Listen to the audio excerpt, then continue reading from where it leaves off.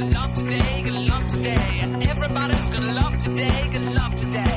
Any way you want to. Zipristindu zaitez, Omako basoaren magiaz. Artea eta natura bat egiten dituen irudimenezko baso hau Euskadiko parajerik ikusgarrienetako batean dago. Kortezupindako, Urdaibaiko naturaren babesgunean. Omako basoak, inoiz ahaztuko ez duzun abentura bakan eta zirraragarria eskainiko dizu. Agustin Ibarrola pintore eta eskulturgilearen lana Land Art izeneko sormen korrontean kokatzen da. Lan artistikoa naturara eraman nahi izaten dute, paisaia bera lehengai eta erakusleiotzat erabiliz. Omako basoan, mundu liluregarri bat topatuko duzu. Persona, animalia eta geometriazko irudiez jositako mundua.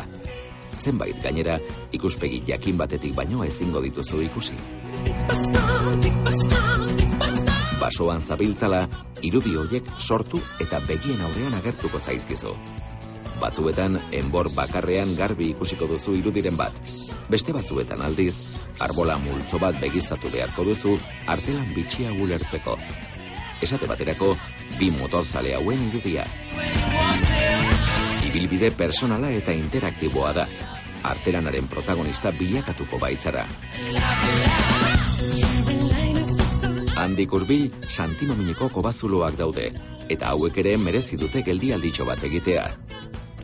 Goi paleolitiko garaiko aztarna eta margolanak ikusi ahal izango ditugu hemen.